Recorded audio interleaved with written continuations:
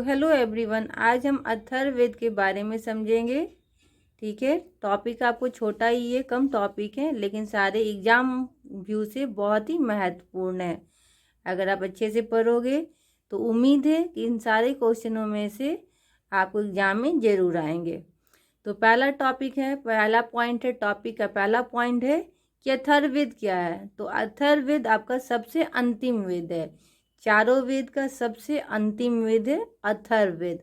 और ये अथर्ववेद के रचयिता कौन है, मतलब इसको किसने लिखा है? तो अथर्वा ऋषि ने लिखा है। नाम से याद रखिएगा अथर्ववेद, तो जिसमें अथर्व है उसमें बस आगे मात्रा लगा के अथर्वा बना देना है, तो हमेशा याद रहेगा कि अथर्ववेद के रचयिता कौन है, लिखने वाले कौन है। तो अथर्ववेद, अथर्व और अथर्वा दोनों सेम है, तो ये आपको बहुत जल्दी याद हो जाएगा। दूसरा टॉपिक में आपको पॉइंट है कि अथर्ववेद के रचनाओं को पढ़ने वालों को कहते क्या है। तो अथर्ववेद के रचनाओं को पढ़ने वालों को हम ब्रह्मा कहते हैं, ब्रह्मा की उपाधि दिया गया है। और इस वेद में, अथर्ववेद में कन्याओं की जन्म की निंदा मिलता है। ठीक है, और साथ में तो है, इससे एक और क्वेश्चन आपसे उभर सकता है, प्रश्न आ सकता है एग्जाम में, कोई भी एग्जाम में, कि कन्याओं की निंदा, कन्याओं की जन्म की निंदा किस वेद में मिलता है। तो आप आंसर आप डायरेक्ट आप बता सकते हैं कि अथर्ववेद। आंख बंद करके आप आंसर लगा सकते हैं, अगर अच्छे से सुनेंगे समझेंगे तब।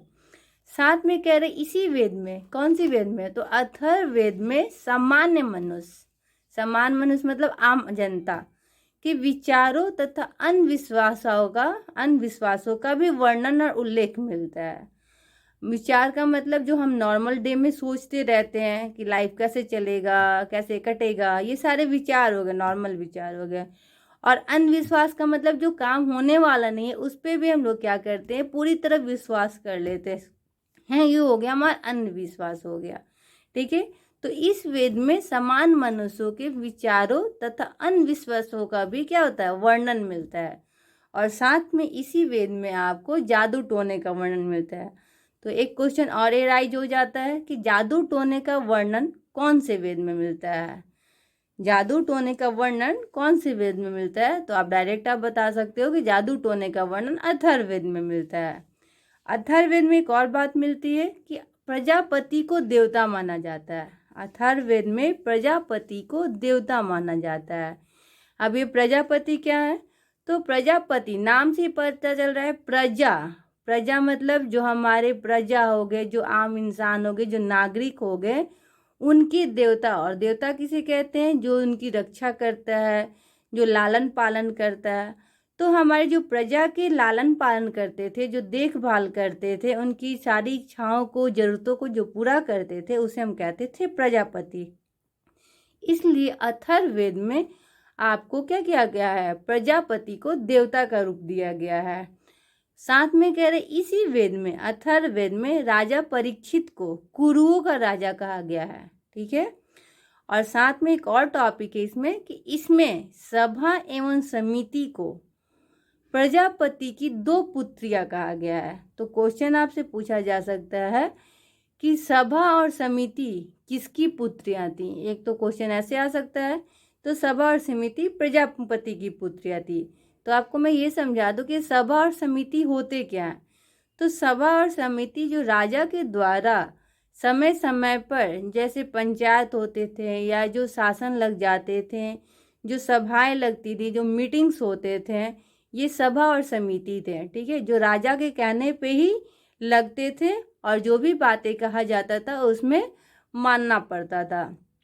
तो आपको अथर्ववेद में सभा एवं समिति को क्या कहा गया है? तो प्रजापति की 2 पुत्रियां कहा गया है। ठीक है, तो पुत्रिया का मतलब रियल में उनकी क्या, जन्मदात्री बेटी ना समझ लीजिएगा। सभा और समिति का मतलब जो पंचायतें बैठती थी, जो सभा बैठती थी, यही है उनकी किसकी पुत्री है, प्रजापति की पुत्री। और ये कौन सी वेद में मिलती है?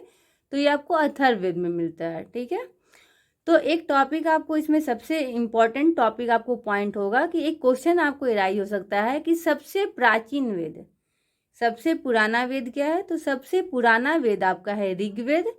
और सबसे नया वेद मतलब 3 वेदों के बाद ऋग्वेद, यजुर्वेद, सामवेद, के बाद सबसे बहुत समयों के बाद आपका एक और वेद का रचना किया गया जिसका नाम था अथर्ववेद। ठीक है, तो इसलिए क्वेश्चन पूछा जा सकता है, इसमें आ सकता है कि सबसे प्राचीन वेद क्या है, तो ऋग्वेद है। और सबसे नया वेद है, नया वेद मतलब आपको बाद का वेद कौन सा है, तो अथर्ववेद है। तो इसमें से बहुत सारे क्वेश्चन आपके बन सकते हैं। क्वेश्चन क्या बन सकता है कि अथर्वा ऋषि के द्वारा कौन सा वेद रचित है, तो नाम से मैंने बताया था कि अथर्वा, अच्छा अथर्व। ठीक है, दूसरा क्वेश्चन, किस कन्याओं की जन्म की निंदा कौन सी वेद में मिलती है, ये आ सकता है क्वेश्चन है। कि प्रजापति को देवता कौन से वेद में माना जाता है। ठीक है, तो इसमें एक और टॉपिक याद रखिएगा, इसमें मैंने नोट तो नहीं किया है बट याद रखिएगा कि इसमें आपको 700 मंत्र मिलते हैं। अथर्ववेद में टोटल मंत्र कितने मिलते हैं, तो आपको 700 मंत्र मिलते हैं। ठीक है, वीडियो हमारा छोटा है बट एग्जाम के पॉइंट ऑफ व्यू से बहुत ही इम्पॉर्टेंट है। अगर वीडियो पसंद आए, मैं आपको दबाव नहीं डालूंगी कि हमारे वीडियो को आप लाइक ही करें, बट लेकिन आपसे विनती है अगर वीडियो पसंद आए तो लाइक शेयर सब्सक्राइब करना ना भूलें, ताकि ऐसे वीडियो हम आपके पास छोटे छोटे टॉपिक में आपके पास लेते हैं, ताकि आप उसे देख देख के सीखें और एग्ज़ाम में आपके लिए बहुत ही महत्वपूर्ण हो। Thank you. आई होप आपका दिन अच्छा हो।